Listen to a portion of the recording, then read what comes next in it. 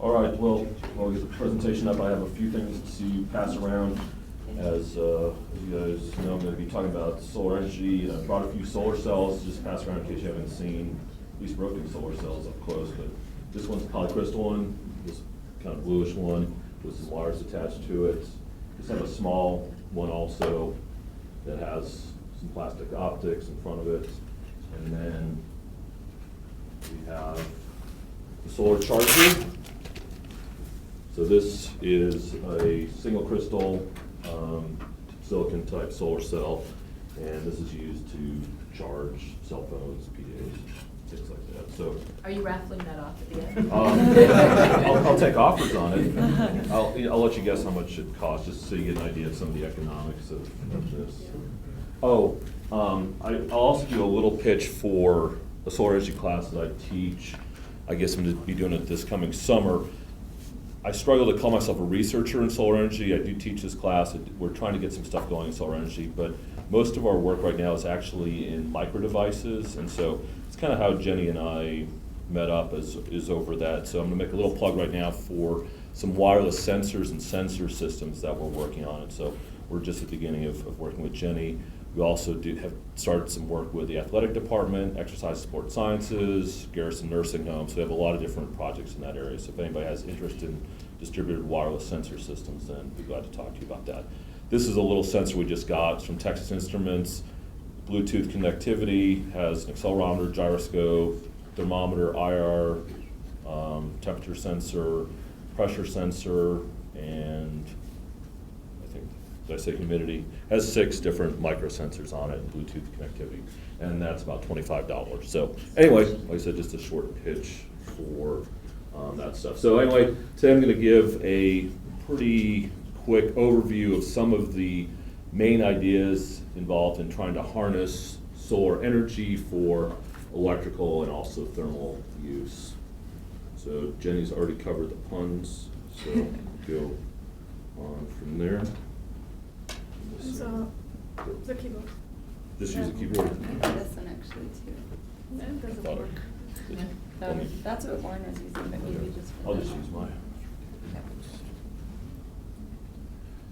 All right, so of course the main idea is to turn photons into either electrons or phonons.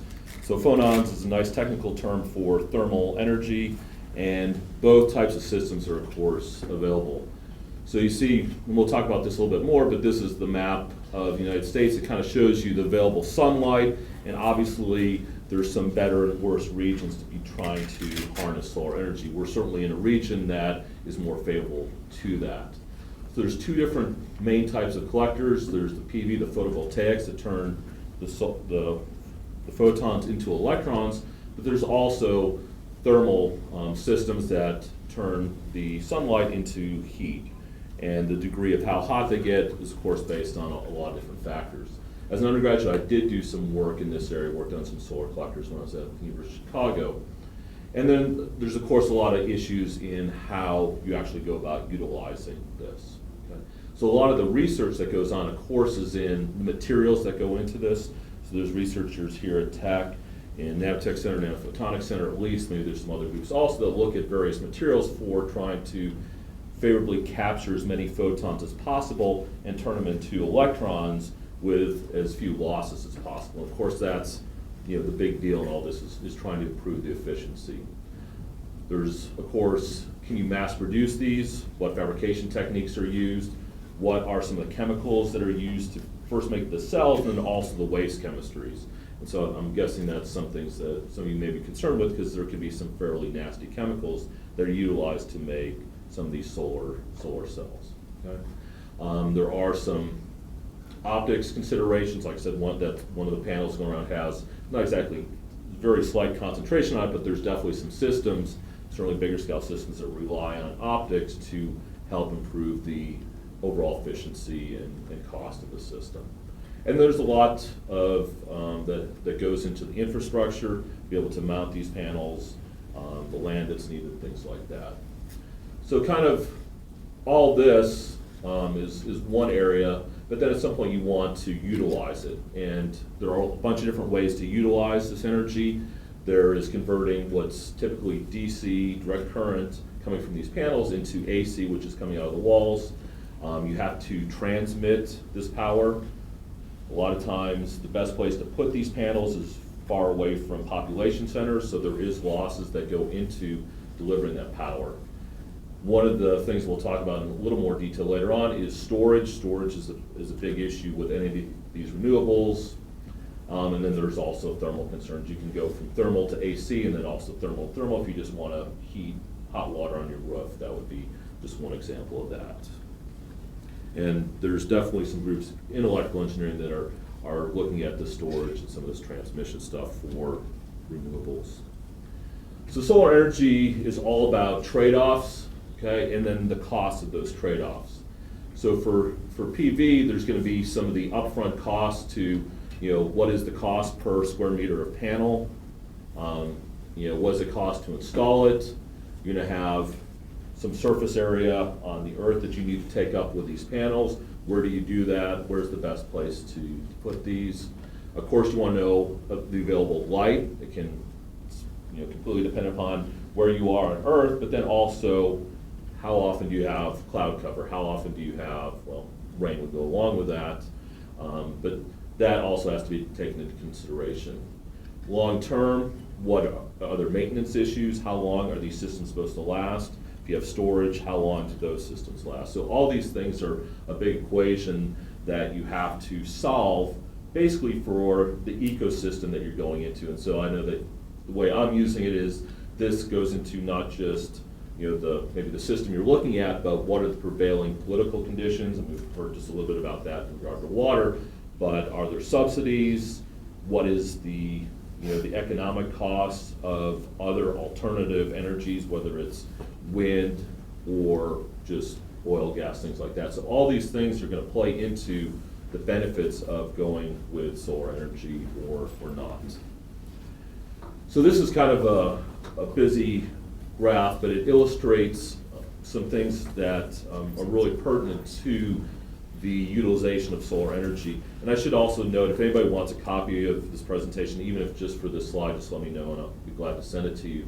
But what this chart does is kind of breaks down the various ways that solar energy can be used. Basically, the customers, the cost per watt, that's sort of the prevailing economic value to that power, and then also the scale, how much of this power is being generated. So you start at a very high cost per watt if you're in space. Extension cords are unwieldy in space, right?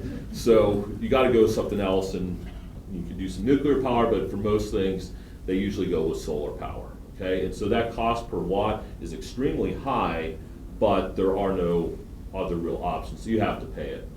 You go down this list, there's some, let's jump on here, this Internet of Things. That little microsensor device that's going around is an example of a device that eventually will interact with other systems. So it connects through Wi-Fi to a web app that's on my iPad, but then at some point those type of systems connect to other things. And so that's kind of a very brief definition of the Internet of Things, a lot of wireless sensing devices in that realm. And this is powered by a small coin battery, but at some point you may want to have a little solar panel there that allows that sensor to be able to exist on its own without having to be recharged or replace batteries. Okay? So that's a place where the cost per watt is fairly high, and you might need lots and lots of those systems as we get more and more of these wireless sensors. And then we get down into utility scale installations, which is where there's been a lot of activity. There's probably some stuff in the news you may have heard about. We'll talk about one of those in a moment, but these are where you have to be competitive with oil and gas fired plants that are relatively inexpensive as far as energy production. And the holy grail, of course, is for solar energy to be parity, at least parity with those other fuel sources, so that from an economic standpoint, that it's viable. So here we're down at just a few cents per kilowatt hour, about $1 per peak watt for your panels, and you're looking at a huge number, 100 gigawatts per year of energy, and rising, of course, that you want to generate. So, as I said before, one of the things that solar has to be aware of is what are the prevailing cost of electricity prices in the country. So this graph shows from less than 5 cents per kilowatt hour to greater than 15 cents per kilowatt hour. And of course, in a lot of places in the US where it's very high, you probably don't have a whole lot of available sunlight. Okay? In places in the US where maybe the cost is relatively low right now for electricity, you also have maybe a lot of sunlight. So it's not exactly fair, but this is what you're dealing with. So if you are, if solar is trying to compete, it really has to compete locally, because it doesn't really matter what the cost is somewhere else. It really is where you're generating it, and that will of course factor into the economic viability of the system.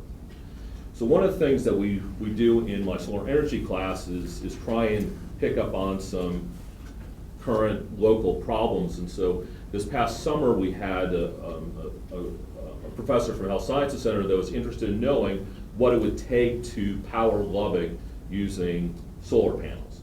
So many of you may be aware that we're at a crossroads or decision point as far as what Lubbock is going to use for power after like 2018 or 2019, whatever the year is.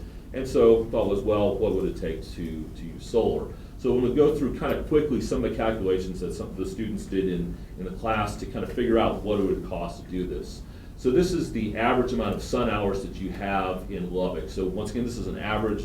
During the winter, as we're in right now, it's going to be a lot lower, closer to 4.7. 7 would be closer to what we would have in the summer.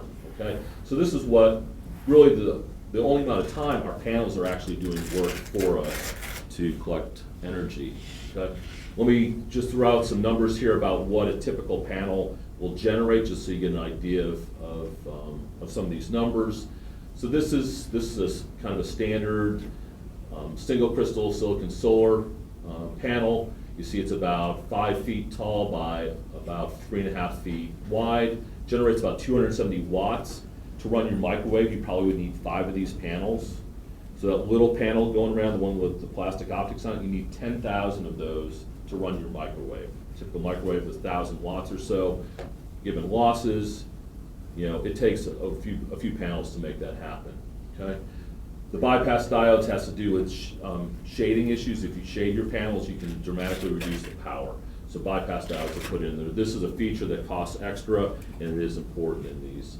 25-year warranty. There is degradation over time, but this is what they're going to guarantee performance for. Okay, so they will last longer, but the efficiency does go down over time. So that's something you have to plan for going forward, because 25 years out, you're not going to get the same power as when you started with. So you really have to plan for that and oversize it to begin with, because if you really want this to work for 25 years, you need to build in this degradation, which can be on the order of about 20% of the time. You have to mount them somehow, so you have some sort of mounting system. They have to be separated enough so you're not shading them. And everything, once again, all these mountings cost money. These are fixed panels. They don't move throughout the year. If you want a tracking system, those tracking systems are much more expensive and require more maintenance. So these are some numbers from LP&L. We had this from 2011 numbers. This is, once again, an average number. It's not a peak number. The peak number may be more important in the summer, but we're looking at about 7 million kilowatt hours per day of usage. Okay.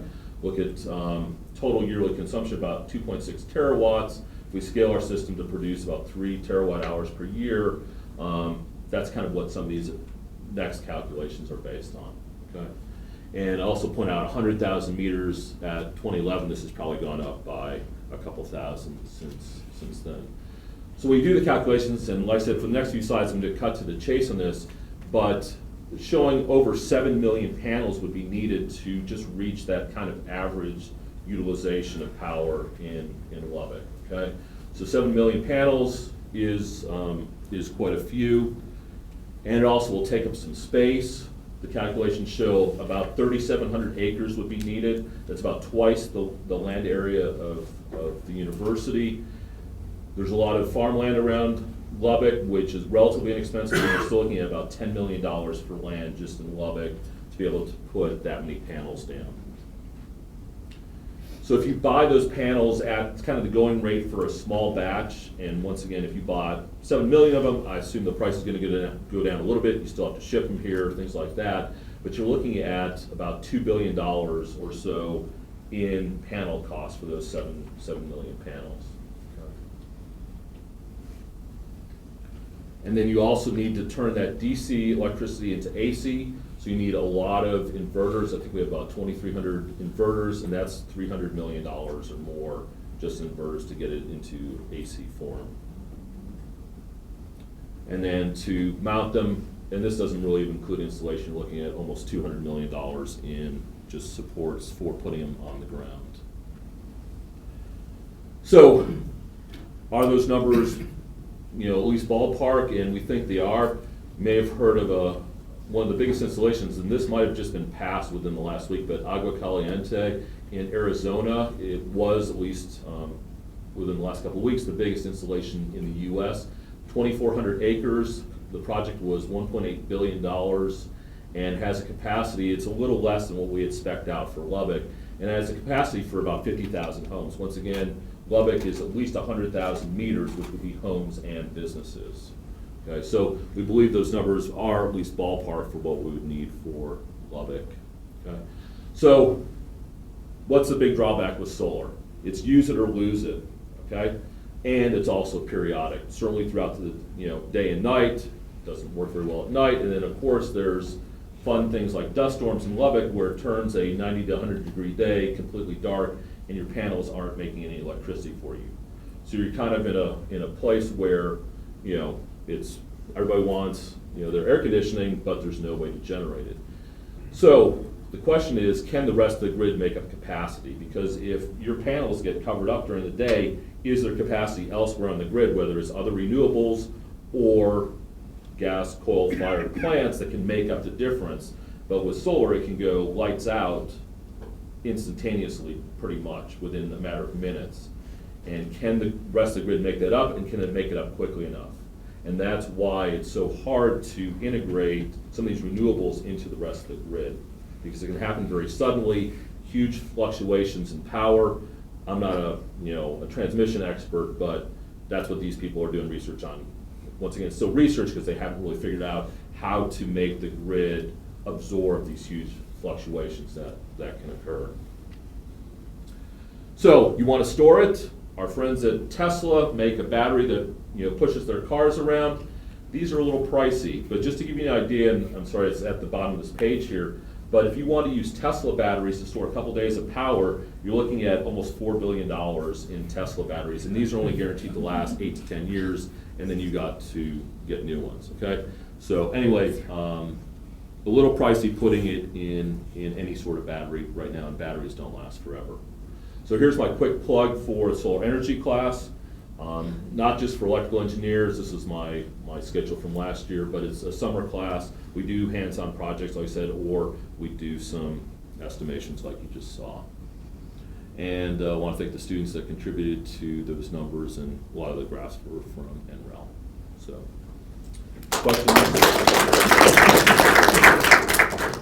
Questions? Yes. It seems like, the takeaway message is this, except in very specialized cases, like you said, in space where there's no alternative, it's not really going to be practical economically.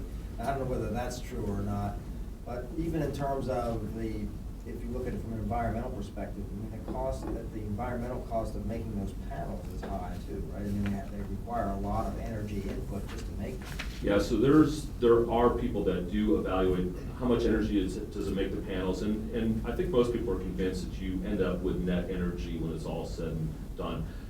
So the case I'm trying to make is not that it's not economically viable, it's just that you have to be very careful about it.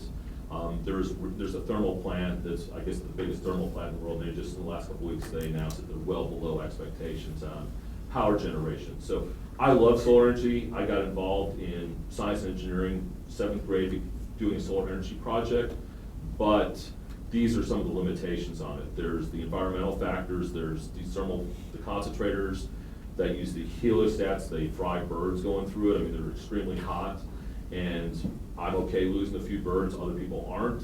So, this isn't my personal preferences for a lot of this, of course, but there's just a lot of factors, now and into the future, and if you don't get it right, then it can be an economic loss. And I think if you overdo it, Germany has like 30% of the power coming from solar. I think there was an eclipse coming up, and they were pretty worried about what would happen when, just for that hour or so of the eclipse, what would happen to their grid, because they're so reliant on solar. So I'd love to see at least 10% solar. That's not a calculated number on my part, but if you go beyond that, then you really better have some storage ideas or know where other capacities to be able to get to it on the grid. How much did you say that cell phone charger would be? That one, it was supposedly on sale, it was about $75.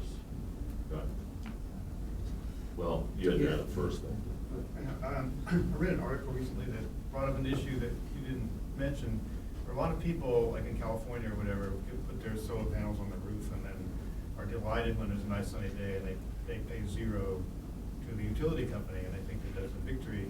Utility companies are all unhappy about that because they're still tied into the grid, which they still need if they don't have any solar coming in, and nobody's paying for the grid, so.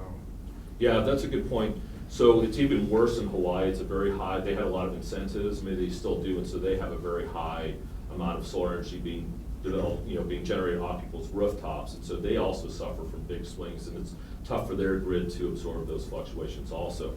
So talking about rooftop solar, I mean, I'd love to have panels on my roof. My roof isn't really favorable area and favorable direction. So even though I'd love to do that, I look at rooftop solar as kind of guerrilla warfare. You're kind of fighting the battle rooftop to rooftop, neighborhood to neighborhood. You don't really get these efficiencies of scale that you'll see in these big installations. So one of the new ideas is to have what are called solar gardens. It's similar to a community garden for fruits and vegetables, mostly vegetables probably, where you privately would own collectively with a bunch of other people a smaller array of panels. It wouldn't be a 7 million panel array, but it could be maybe 1 or 2 acres of that, and then you could be basically a mini utility essentially, and you sell that power to the grid, and you take advantage of some of the economies of scale, and then you're not fighting the installation battle, the maintenance battle, rooftop to rooftop. But it brings up one other question I had with, one other thing about Lubbock is hailstorms. How do these things hold up under hailstorms? Well, it's certainly dust will reduce the transmission to the panels, and you'll do that deal with that almost daily. So cleaning them is important. There is research on, well, we actually do some of this also, super hydrophobic coatings that will have this so-called lotus leaf effect, where water will, if there's water, if it rains, then it cleans those off. But then a lot of times these panels use tempered glass that will be able to sustain a decent hail. I don't know the size or things like that, but that's part of the cost. Part of the weight is actually having protection for these. I could just see baseball-sized hail coming through, and then there goes $4 billion. Yeah, you could. That's the thing where, or if a tornado came through. I mean, we hate to think of the the danger to humans, but you could trash your array, and that's where maybe not putting all your eggs in one basket and having panels distributed in the region where if you did lose some, whether it's hail or tornado, you're not going to lose all of them in one shot. Comment on a couple of those things really quick. With grid connection, you're almost always charged a grid connection fee, so you'll have a monthly service fee of like $15 a month to be grid connected. For those that don't know, I'm a licensed solar installer and just run a company in the state of New York, which is not one of the optimals. But for hailstone testing, typically the rule of thumb is 60 miles an hour, golf ball sized hail, and they will have 0 failures. So really nationwide, we don't have a lot of hail problem with solar panels. They're structurally designed for it. And with regard to tornadoes, like I was in working for our city hall in the city of Houston when Ike came through, and there are all these solar arrays at NASA, and the hurricane would pick up the rooftop, the whole thing, and then like move to the solar panels, half a mile or whatever, and then drop them again. And the roofs were completely destroyed, but we just put the solar panels right back when they built a new roof because the solar panels were undamaged. It's pretty amazing how resilient they are. Yeah. If you think about the city were to rent roof space from everybody to get the acreage, you would also have the advantage of them being fairly fairly robust, that you don't have to replace your roof for the next 25 years. That proposal went to city council actually after because we had so many roofs destroyed in the city of Houston that we put that on the table, and we were going to fund the purchase of the inverters for the household, so then that homeowner could decide to expand their array if they wanted to invest their own money, but it didn't pass. Yeah. Yeah. And there was an article several articles just the other day about how solar is now solar and wind are cost effective with the non-renewables in prices being purchased from the folks supplying the solar panel arrays on the order of 5 cents per kilowatt hour.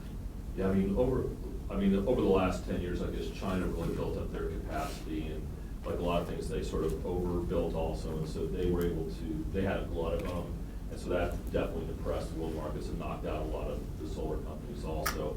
I'm not going to claim an expert on solar pricing and things like that, but it's definitely at historic lows per watt for the panels, but then you still have the installation costs. You said you're an installer, you're still here so you didn't fall off the roof, but that's something, or at least not enough you're still walking, but that's one of the big concerns also from one of my cousins does solar stuff in Canada, and she gave up on the roof-to-roof stuff. They sell the panels, they don't put them up anymore because of the liability issues and the training issues with people going on various rooftops and the danger inherent with that.